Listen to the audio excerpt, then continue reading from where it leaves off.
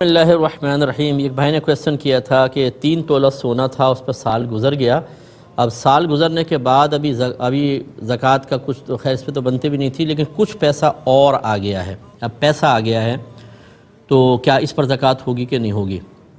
دیکھیں، اس پر زکوٰۃ نہیں ہوگی۔ تفصیل یہ ہے کہ اگر سونا وغیرہ 7.5 تولہ سے کم ہو لیکن کچھ اور کیش بھی ہو، پھر تو حکم شرع یہی ہوتا ہے کہ سونے کو آپ روپوں میں تبدیل کریں، پھر اس کو کیش کے ساتھ ملائیں، اور یقیناً 52.5 تولہ چاندی سے زیادہ ہی قیمت بنے گی تو اس کا 2.5% زکوٰۃ نکالنی ہوگی۔ لیکن چونکہ پورا سال سونے پہ گزرا اور آپ کہتے ہیں ہمارے پاس کچھ کیش نہیں تھا، یعنی سال کے اینڈ پر مزید کوئی کیش نہیں ہے، تو صرف 3.5 تولہ سونا رہا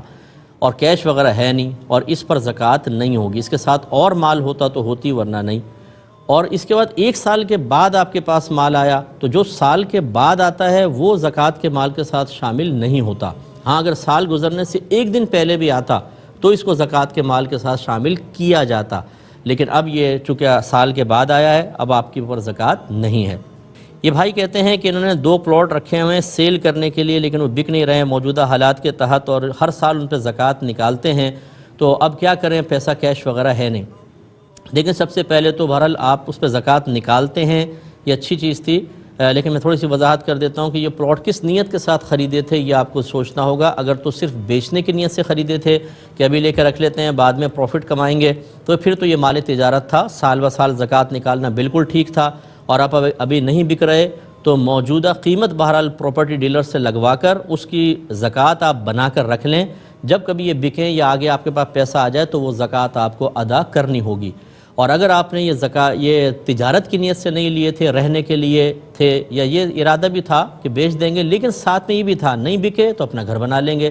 بچوں کو تحفے میں دے دیں گے، تو یہ 2 نیتیں جب شامل ہو جاتی ہیں تو یہ مال تجارت نہیں رہے گا، اب اس پر زکوٰۃ لازم نہیں ہوگی۔ اور صلاۃ التسبیح کا جب چاہے پڑھ لیں، جب نوافل مکروہ نہیں ہے اس وقت پڑھ لیں، لیکن ظہر سے پہلے پڑھنا، زوال کا وقت ختم ہو جائے اور ظہر سے پہلے، یہ افضل ہوتی ہے۔ اور اس کا طویل طریقہ ہے، وہ اس میں تسبیح ہوتی ہے، سبحان اللہ والحمد للہ ولا الہ الا اللہ واللہ اکبر، پہلے تکبیر لگائیں، ثنا پڑھیں، پھر 15 مرتبہ اس کو پڑھیں، پھر الحمد شریف، پھر سورت، اس کے بعد 10 مرتبہ پڑھیں۔